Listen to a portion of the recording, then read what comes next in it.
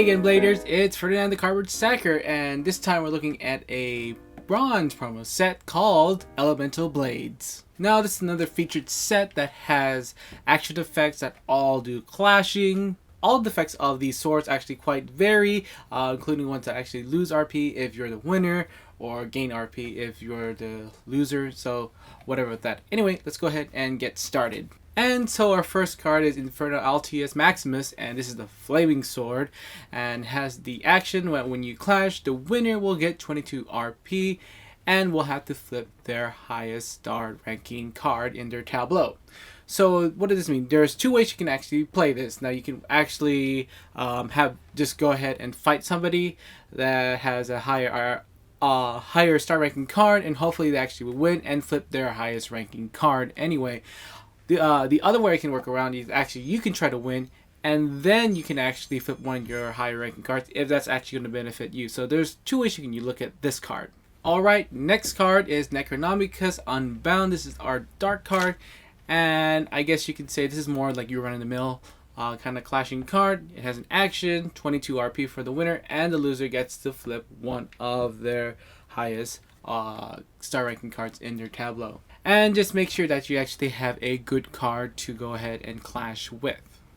Next one we're going to look at is Crystal Blade Z-Axis, and this is the Earth Elemental one, and it has a very odd clashing ability in which the winner will get 22, but if there is a tie, the one who's clashing with this card will get 40 RP. Very strange. It's kind of hard to get, but 40 RP is totally worth it if you can actually make it. If you have show winner, your chances are even higher. You may even look up to get the rant accessory, the rant drink accessory, and trying to see you can have a better chance of actually getting that same amount of star rankings when you're clashing.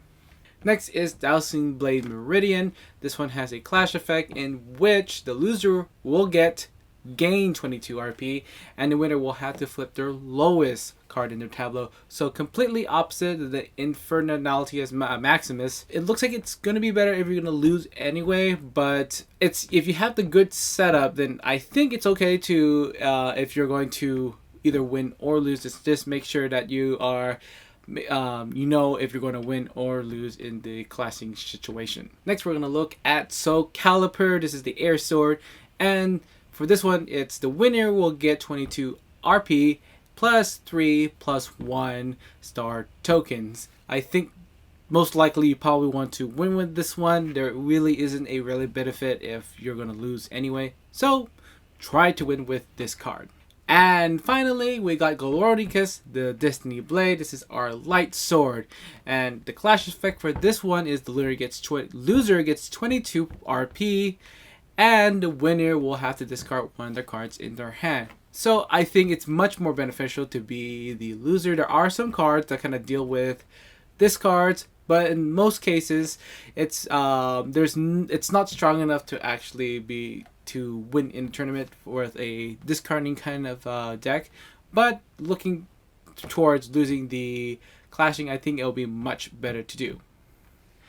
And to look into the core set, there aren't many cards that actually connect with your clashing. Of course, clashing is more like a single entity kind of thing. So again, I am going to feature some cards that I did in Fist of Steel. So of course, those cards that actually do with clashing, I forgot their name, so I am just going to put them up. And as for compatibility, of course, I am going to mention those sets again that helps with your clashing. Samurai Mowdown, we got Cards Magica that actually helps set up your store deck in order you to clash better, and Galactic Caboose if you're in for winning. Now, just remember, these are all action-based clashes, and so therefore you don't have to play them as they come out. You can play them later and set up your top card until you find the good one you want to clash with. So with that in mind, if you want to lose, of course, get the smaller star ranking card versus one that's like higher. And don't forget to check the top of the store deck before you clash, so you know what kind of cards you're gonna get. You probably remember that it's around 3 to 4 in the core set. That's what mostly it's going to appear either 3 or 4 star ranking values, or if you're going to look for any other ones inside for the other sets. So for example, expansion is going to be around 3 and 4, premium is going to be 4 and 5, and it's finally master set's going to be 5 and 6. Just in summary, just with any clashing thing, the setup is very important, and that make sure that you are reading the cards very carefully. These clashes are actually kind of are very odd, and kind of like their effects are not kind of like usual inside what you can find in the core set.